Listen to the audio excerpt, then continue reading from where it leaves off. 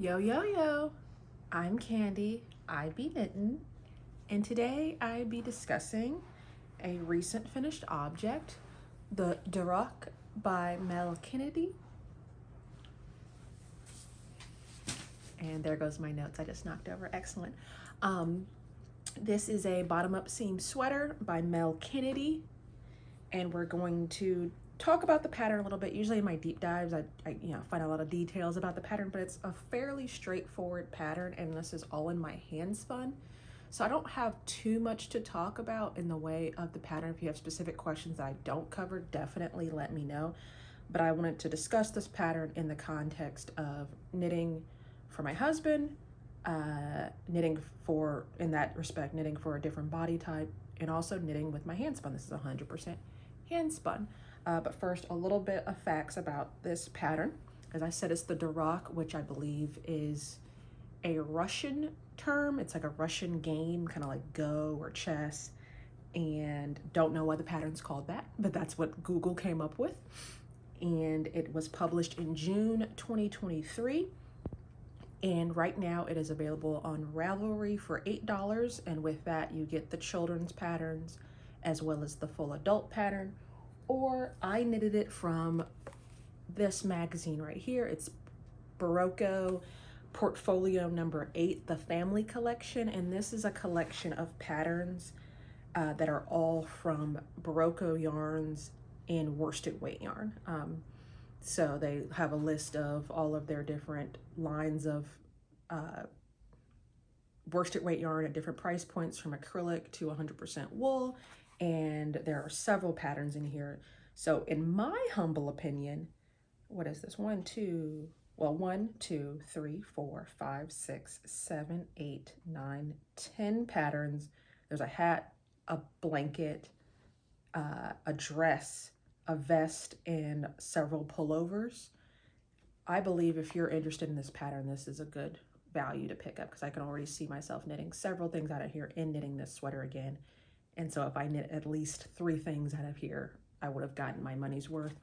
Also, I believe this was a gift when my husband was on the road, and I believe he got this with purchase. So some magazines, some yarn stores might have this just in stock and throw it in if you spend a certain amount of money.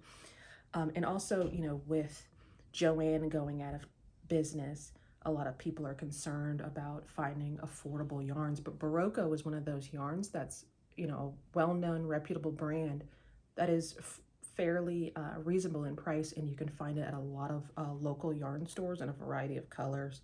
And like I said, they have acrylic, and then they got 100% wool, and so you'll be able to find something in your price point and something to your needs.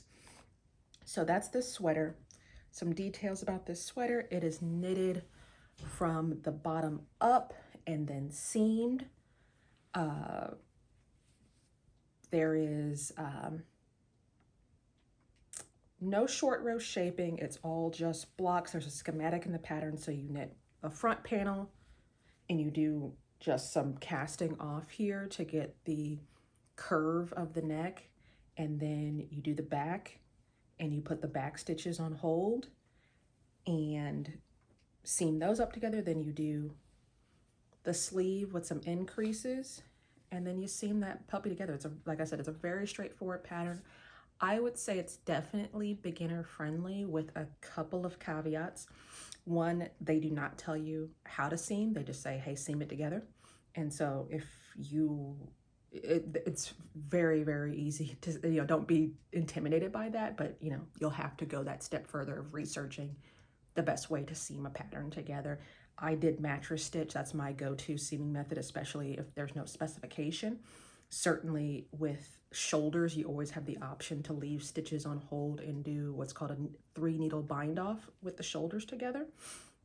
And when you're seaming the sleeve, because at a certain point you're connecting rows of stitches with columns of stitches, if you're familiar with sewing, you kind of have to ease the sleeve in, and so you might not have a 1-for-1 ratio, and so it just takes a little bit of patience. But if you're willing to put in that patience, I definitely think that this could be a go-to for a beginner knitter. The other caveat I would say is definitely swatch, because a lot of people say, oh, you should always do a top-down raglan for your first sweater because you can try it on as you go.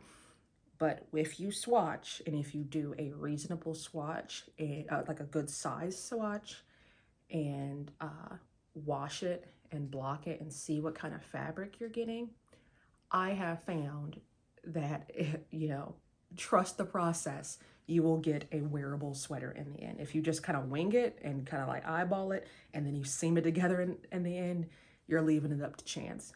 But the thing with this is I did a swatch, but then I also did one sleeve first, and that sleeve served as kind of like a bigger swatch to make sure I was on the right path. There is still a little bit of anxiety because first of all, this is not for myself, it's for my husband. So I'm constantly having to kind of pull him aside, and I'm holding up pieces, and it takes a little bit more confidence. Like for me, it took a lot more confidence to be like, I know I swatched properly. I know what size I'm going for. I know the size he wants, because you have to imagine what's going to happen after you block it. The fact that you might lose a column of 2 of stitches with seaming, and it's hard to account for that when you're just holding it up to someone's body. So those are my cautionary tales, but definitely doable. And I actually, when I first started knitting, I had no idea about knitting in the round. So I definitely was more on the train of knitting things. And most of what I knitted, like my first few hats were all flat and then seamed. So lost my train of thought a bit there for a second, but we'll just keep going. Yeah, whatever I was talking about, yeah, ditto. So let's talk about what I did for this pattern. One of the things that is a little different with this pattern is it does call for striping that is optional. And so I did not do the stripes as called for the pattern, but what I did do, because I knew I was not gonna have enough yarn, and just in case you're like, okay, how much does it take to spin for a sweater? The final weight of this sweater is 1.3 pounds, but that's also accounting for different thicknesses, spinning over time, etc., etc. So, probably if I were to knit my husband another sweater, I would probably buy 1.5 to 2 pounds just to account for everything. But I did end up striping 2 different hand spuns together for this. And so the pattern has a gauge of 19 stitches by 25 rows, and that's stockinette knit flat. And that's on size 7 needles. And my final gauge was 17 stitches by 26 rows on 4 inches. So my row gauge was a little wider, and my stitch gauge was a little wider. I got less stitches per 4 inches. And then my row gauge was a little shorter. And so what happened there is, with blocking and with knitting this in pieces, I ended up just kind of stretching it to the shape that I want it to be, because with knitted fabric, the more you stretch it this way, the shorter it gets. The more you stretch it the long way, the thinner it gets. So you do have some freedom there and some wiggle room if you're not getting quite gauge, because you can see how I was off a couple of stitches on the rows and a couple of stitches on the stitch gauge. But also with knitting in pieces, or actually in general, if you're not getting row gauge, you can just knit it to a certain length, and there is a schematic in the pattern, which I appreciate. So my approach with this was, my husband has several store-bought sweaters he wears. There's a schematic in the pattern that has all of the measurements for each size, and what I did was I took some of his store-bought sweaters that he likes to wear, measured those out, and drew up schematics of those sweaters. And then I kind of, obviously not every store-bought medium or large sweater is the same, but the body length was 17 to 19 inches. The shoulders are about 15 inches. And so that's kind of how I keyed in on a size, but also keeping in mind that his commercial sweaters are mostly polyester blend, and so a lot of those have like a lot of stretch to them. and 100% wool doesn't have that same stretch and boing and spring. And so just there's just so many factors in there that you have to play with this. And so that's why I suggest swatching. That's like I said, I did the first sleeve first and kind of just figuring out things. As far as fit goes, he has a 40-inch chest, and I believe the smallest adult pattern, adult size was a 38-inch, and then the next size was a 40-inch. And so because of the stitch gauge I was getting, I went for the size 1, which in the pattern would be a 38-inch, but because of the gauge I was getting, it came out to be more of a 40-inch chest. And so I knew I wanted the second size, but I followed the numbers for the first size. And in the blocking process, I pinned everything so that it would match the size I was getting. The other tricky part with respect to that is, at first I started to do kind of calculations based on my row gauge to match the shoulder decreases. And it's doable, but then I decided I was doing too much. And so I just followed the numbers exactly. You could always knit this shoulder cap longer to get a bigger shoulder. But the goal with this sweater, and I'm gonna slip it on, was that he wanted something kind of snug.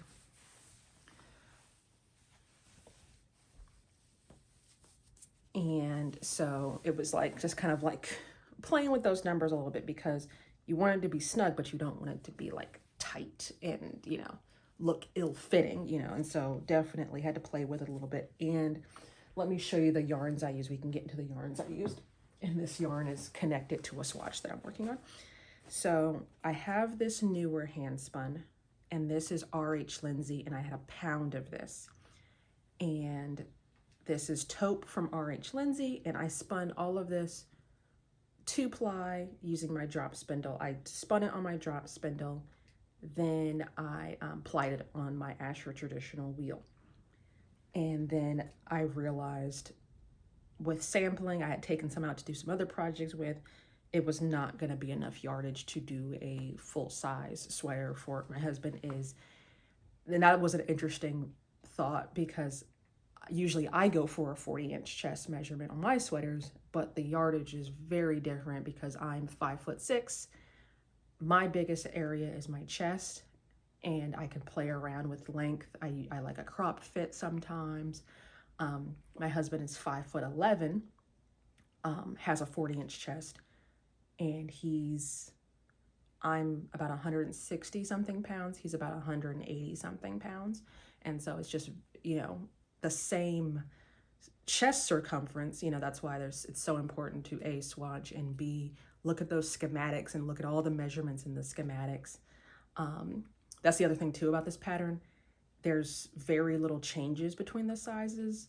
Like the sleeves are all the same length, the body's all the same length. It's just the circumference changes for a lot of the sweater, not too much changes. And then it's like they set it up to be, for instance, all the men's sleeves are 19 inches long. All the women's sleeves are 17 inches long.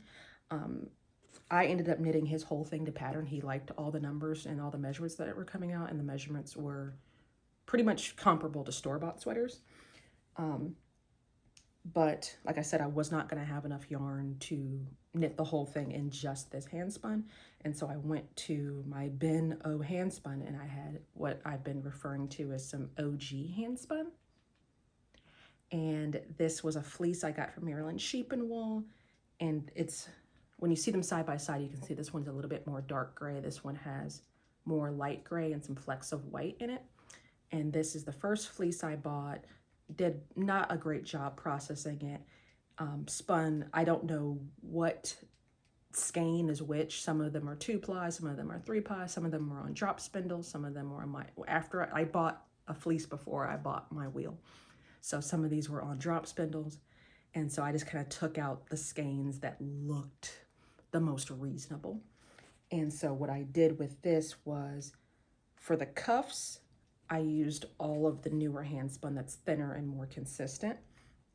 And this is probably closer to a DK weight. And then for, once I got up past all the increases for the sleeves, I started striping in the OG hand spun. And so what ends up happening is the sleeve is nice and tapered and fitted the way we want it to be here. But as it gets up into the bicep, striping in the thicker yarn, the sweater naturally has some give where I need it. And then the same thing with the body. I started off the bottom of the body, striping those colors where we're around the hips, we're around the tummy area. For proportion's sake, you know, my body, my largest part of my torso is my chest, so I have to accompany my chest. For my husband's body, his chest is, you know, flat. He does not have, you know, breast, but his tummy is the more of the as far as taking measurements, the part that sticks out the most. And so this has more of a relaxed fit around the hips and the tummy. And then when I got up into the shoulders, where his chest is much slimmer, his shoulders are much, not slimmer than mine, but he wanted it to fit well in the shoulders. That's where I started to use the thinner hand spun. So a lot more give in the body and then a little bit more structure in the top. And the only other thing that's different from the pattern that I like to do when I'm seaming, they do have you pick up and seam, because obviously the back and the front aren't together. And so you do pick up and knit the collar, but they do have you cast on the cuff first for the bottom and for the sleeve cuffs. And what I do is I just start off with this area here, and then I pick up stitches for the cuff. I find that it just looks a little bit neater. It allows me to reserve the yarn I want for the cuff. And also when I'm seaming, it's easier for me to seam stockinette together than worry about the rolling of ribbed fiber or ribbed yarn. So that's that. I'm trying to see if there's anything else I want to say about this pattern. Bottom up sleeves. Like I said, it comes from children's sizes all the way to adult sizes. They call for 2 colors. That's totally optional. There is one project on Ravelry, and it is my project, so I'm guessing I'm the official expert on the Durak. They call for Barocco Lanus, 2 to 6 inches of positive ease. I did very minimal ease. All right, so we're going to continue to talk about the process, because the other thing I wanted to mention with this is that, you know, this whole process, I've been just looking for a plain sweater for my husband. He's very straightforward, no bells, no whistles, and also wanting to show off my hand spun. And so I actually bought this book, and this is the Knitter's Handy Book of Sweater Patterns by Ann Budd. And I was going to use this book because what this book does is you just cast on with your yarn and your needles, and then based on the gauge you're getting, that's how you pick your size. And it has, like, I'll show you one page. If you're able to decipher this entire book based on one page, you're probably a genius. And so, for instance, this is a chart of adult sizes. And based on your bust circumference and the gauge you're using, you kind of like find your column, and then it gives you all the numbers for the size sweater that you're looking for. And feels like a great resource to have, but I just did not feel comfortable betting everything on trying to decipher this book, because it just takes a little bit of effort for me to see what's going on. And so I went with this pattern, but as I was knitting this pattern, I was comparing it using my gauge to what they said I should be doing in the book. So the book has raglan, set-in sleeves. They tell you how to make a pullover sweater into a cardigan. And so I kind of found a seamed set-in sleeves sweater in this book and compared it to this. And the numbers were relatively, they made sense, and I was able to follow, and now I feel confident using this book the next time around. I did find that the sleeves in this book, and they do a similar thing where they're like a men's sleeve is a men's sleeve is a man's sleeve. The sleeve in this book was a little bit wider, which I think I would have liked. I'm a little bit concerned that the sleeve on here is just a little snug. That being said, my husband loves it. He has been wearing it nonstop. He really appreciates having a 100% wool sweater. He wears a lot of, the whole purpose of this sweater was to replace, he wears like a lot of like crew neck sweatshirts, so, you know, cotton poly blend. And so something of that nature. And so when I first started knitting this sweater, obviously I'm off gauge, and I could have went down a needle size and maybe gotten closer to the pattern gauge. But with this thinner yarn I was using for the majority of the sweater, I wanted a more open gauge because I wanted it to be something breathable that he can wear around the house. And he has been like just all day long. And I finished this in October, and we live in Virginia, so we've had 80-degree days since October. We've had, today it snowed. And so it's a very versatile sweater, and it's a very good weight. The other thing is, you know, with the cotton poly sweatshirts, you know, constantly throwing those in the wash, having to wash those because of the way cotton absorbs smells and things. And he's been pleasantly surprised that we have not had to wash this once. We went to a friend's birthday party, and both of us thought nothing of it. There was cigarette smoke, and we were both wearing hand knits, and we got home and we're like, crap, we smell like cigarettes. And I was wearing superwash, he was wearing this sweater, and we both just hung them over the door. And the next morning, you couldn't even tell. My jeans, on the other hand, which once again, cotton poly blend, had to go immediately into the washing machine, and I had to like wash my hair and everything, but the wool aired out very nicely. So he's been very appreciative of that. The thing about, and I think that's going to be, my notes fell on the floor and now they're all out of order. Luckily I took a moment to go pick them up. The thing I do want to talk about is the experience knitting with my hand spun, which is always a positive experience because it's always a learning experience, right? I have this newer hand spun, which is thinner and more consistent than what I spun years ago. And I've been spinning for going on 5 years now. But the thing I did notice is the thinner I spin, it is starting to get a little bit like coarse and crispy. And so I would like to start to add more air into my spins. I mentioned that last time, not always plying so tight, twisting so tight, you know. I was able to get kind of a long draw going on the drop spindle, but at the same time, the drop spindle spins very, very fast. So it puts a lot of twist into the singles. The other thing I need to be mindful of is because I spun all of this on drop spindles, I ended up with about 20-gram balls, and I had like maybe 20-gram balls at the end of the day. And I can really see where I had to join plies together. When plying, you know, you run out of a certain amount of yarn, you have to add in another thread.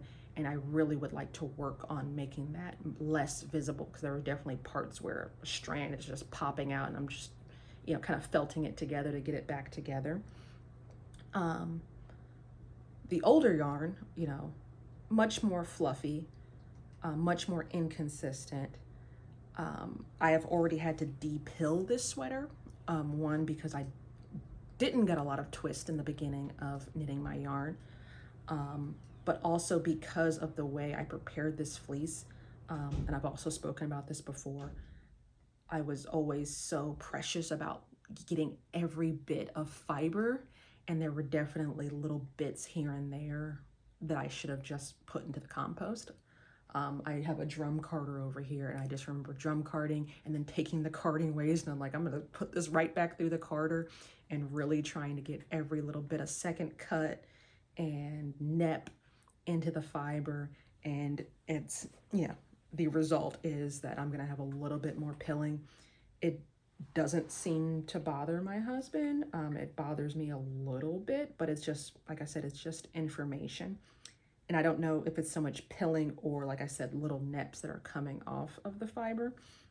And also, if you wear a sweater every single day, especially in those high wear areas. I have heard of people doing like a really rigorous depilling and then not having to depill again, but that's just something to be mindful of as the sweater continues to wear. And I could see spots in the yarn where I was like, I should have not spun that bit. I should have taken that bit out.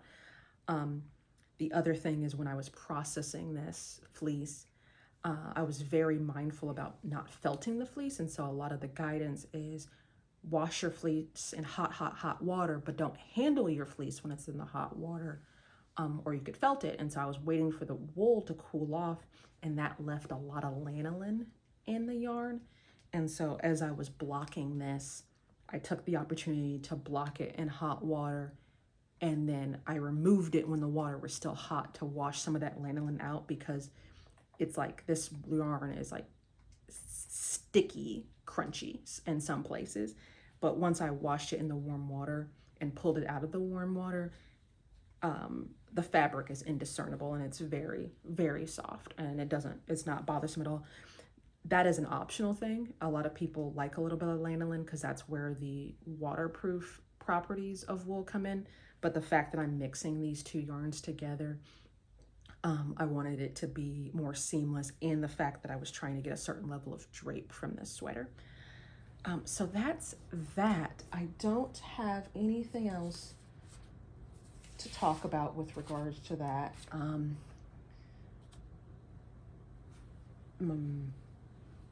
Yeah, I think this is an A+ sweater.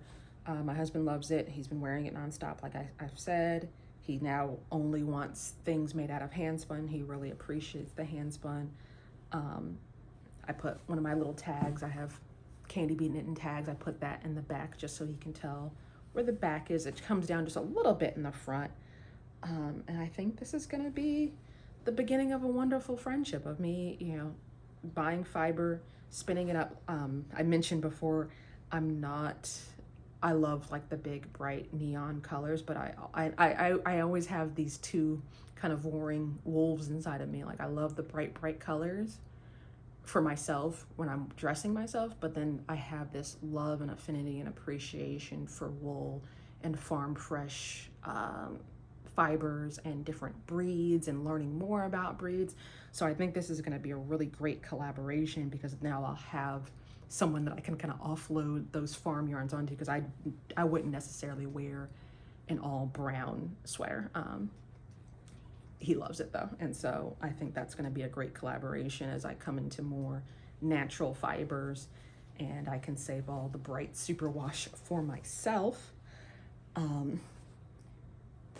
I'm gonna leave it there. Thanks for watching. If you have any questions, anything I didn't cover, I kind of lost my train of thought halfway through the video, so if you're confused about what I was talking about, drop me a line below. You can email me, candibknittin@gmail.com. I actually changed my Instagram handle today.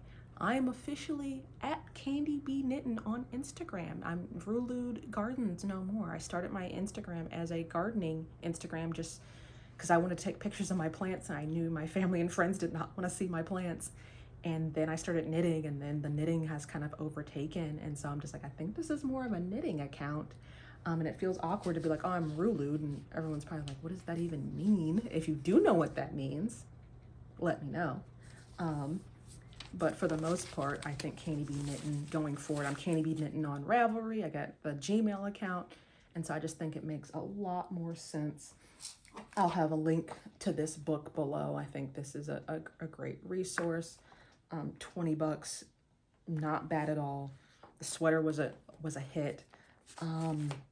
All good stuff. I got some thoughts about my hand spun going forward. So until the next time,